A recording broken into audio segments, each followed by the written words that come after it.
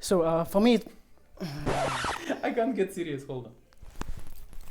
Just put my eyes up because I don't have Botox this month. okay, Botox. I think that the thumbnail and the title of this video and the first scenery that you're seeing already speaks a lot of what you're gonna see in this video. I'm honored and I'm happy that I have Shah over here with me on this YouTube video so that he can tell us more about his story of an Indian national who used to live in United Arab Emirates. After 3 years spending over there, moving to Malta. Shah, welcome on my channel.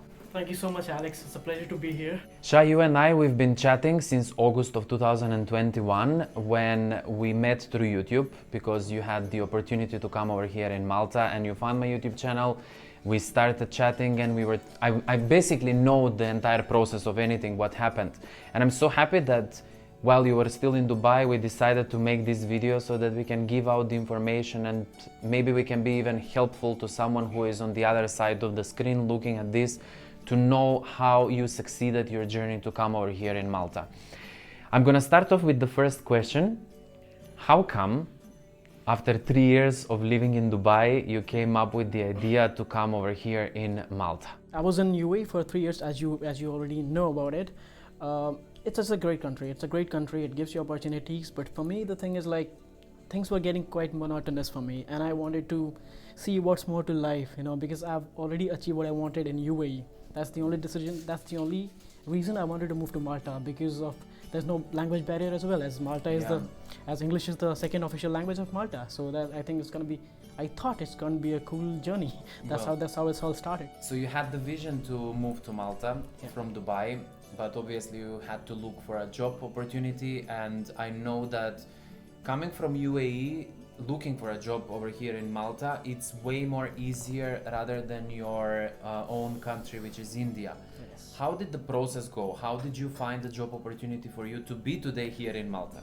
So basically, Alex, I started applying online, like anywhere and everywhere. Started applying online, and mainly through LinkedIn. I made some contacts through LinkedIn. I used to poke people who are already in Malta, and try to ask them how is it going there, like how to get a job opportunity over there. And fortunately, I received like some replies from the employers over here, and luckily it proceeded to a interview as well. So out of those interviews only, I cleared one of them. I mean, I cleared several, but which one I thought is okay, this is like quite a genuine thing, let's proceed with that. So yeah, I got an opportunity, I cleared the interview, and I proceeded with the application and everything regarding that. Perfect. What were you doing in Dubai? In which field did you work?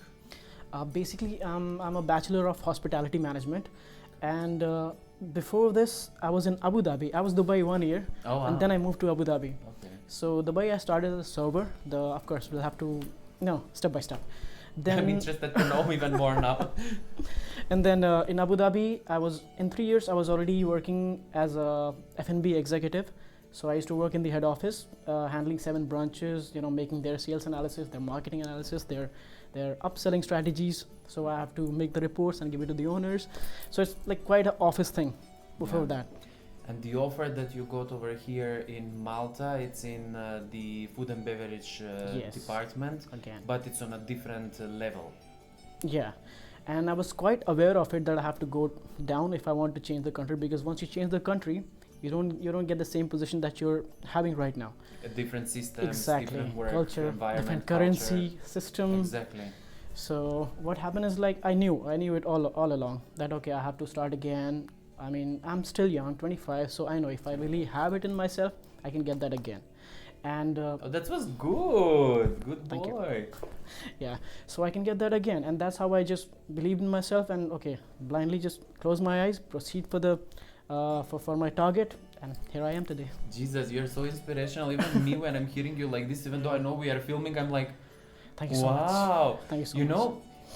Saying these words are encouraging for many people that are watching this, because I know my YouTube channel, it's quite open for people from all over the world. Exactly. And since I'm doing these kind of videos to help and give information for people what to expect and everything, what you just said, I'm pretty sure that many people will just play it back again and get quite inspiration and being encouraged to proceed following their dreams as well. Good man. Thank you. So the good thing is you got the job opportunity, and now it was time for you to get the approval in principle letter. Yeah. Since you got the opportunity, how long did it take for you to get the approval, the letter, so that you can apply for your visa? Exactly. So I applied in August, for which I waited almost 3 months For the approval? for the approval. Oh wow. It was again patience, testing my patience. Yeah. So I took it took 3 months for me exactly for the approval to come. Wow. And just after I received my approval, I after 3 months I booked my flight tickets. It was a risky take. Getting It was a risky the approval take. without getting the visa. Visa. Wow. It was a risky take. It's just that I knew I'm gonna be there. Sorry to interrupt you. I Yeah. have a tattoo here. It says Okay. no risk, no glory. No glory. Yeah, Yeah. I'm someone that takes risks as well. So you taking a risk, Oh, for sure. seeing you now today here with me, Yeah, it is worked quite- at the end. It does work. It does Well work. done. Yeah, because if you put all you have in something that you want, you are surely gonna get that. Good. Nothing's gonna stop you from I say that. the same. Like Yeah. you put your mind, your heart, your passion, pretty much everything, your Exactly. emotion into something. For sure. And I think it's like some kind of force from above that it's like Yeah. leading you to get there. Great. Exactly. So you're booking your flight Yeah, I booked my flight on on 31st. 31st of December. And the earliest slot that I'm getting from VFS is 30th December. 30th. I didn't know Quite, about this. quite risky, quite risky. Wow. Yeah, I It is. remember. You remember when before you arrived over here, we were Yeah. talking about you booking the flight. I think it's with Turkish Airlines, It was right? Turkish Airlines. yeah, I did. And I remember you, when you texted me, you were like, "Hey, the prices are changing and everything. I know that I haven't got my visa yet, but I'm gonna book the flight." I did it. 30th and the 31st, you're flying to 31st, Malta. yeah. Wow. So that earliest slot that I got was 30th.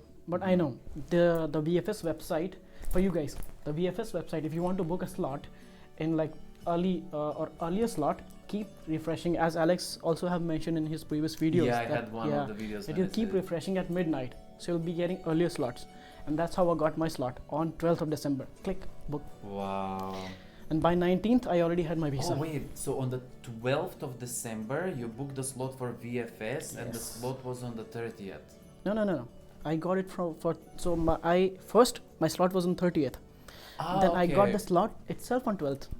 Okay, okay, I Yes. got it now. So the process, how it goes, basically, for someone who is not really aware, was that you needed to find a job employer so that you can get the approval of principal letter, so that you can apply for a visa, so that you can enter over here in Malta.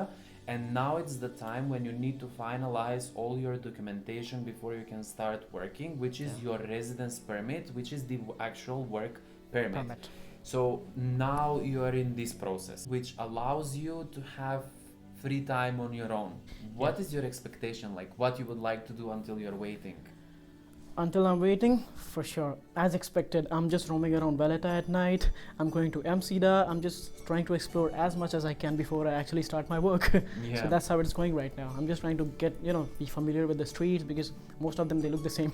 That's why. Yes, even the scenery and everything. Even the scenery, yeah. architecture, So I'm just trying to be familiar with streets, familiar with the names of the places, familiar with the location basically. If you count in all in one, yeah, exactly. There is something that we even chatted about this before even we do the video, but there is like a stigma, and there is something that people are talking when here in Malta. I'm seeing it even on my YouTube channel in some of my videos when people are attacking and they're saying like third country nationals, South Asian people from here, people from there. Like when you are not from the European Union, you're considered as a third world country. Yeah. The terms TCN, third country national, foreigner, are the terms that I don't like using. Unfortunately, they're being used, and they're being used in a wrong way. They're being used in a way to offend someone. Like depreciating or something. kind of Yes, thing, yeah. and it's basically coming out by saying that third country national people are uneducated. They're on a lower level, even when speaking in English language. It's very real, yeah. Which I'm so happy that you're over here and people can see that in this case it's not. Like me, for example, I'm Macedonian and Yeah. people will say, oh, he's third country national as well. I don't like when people are judging and saying, oh, you are from this country, well, you're like this. I don't like the generalization. Same And for me, yeah. I've been not arguing. I usually don't reply to negative comments, especially when they are using some offensive words and everything. I always skip them because that speaks a lot about those people, not about what they're seeing online or anything. So even with this video, I wanted just to show to the general public, since these videos are being watched by pretty much everyone from all over the world. Yeah. I wanted even to show that aside of your journey coming over here, I wanted to show as well what a good person you are and where is your educational level as well, so that we can see that even though you're coming from another country that it's not on the continent of Europe, you still have some productivity to show over here. You're still over here to basically benefit the island as well. Okay. Wow, this was so good. So, the way I see so Alex, as you already know that I was in UAE for the past 3 years, and till last year I was working in the management level and the management position, but still I chose to move over here because I just wanted to reconstruct myself. Yeah. I still have a lot of time to work on myself. I'm still like 25, so I have a long way to go. The systems over here are different than the one in Dubai. Exactly. So obviously you're accepting to start on a lower position to work your way up. It is, because it's not only the system, it's about the currency, it's about the culture, it's about the plates, it's about the transportation system. Everything is quite new.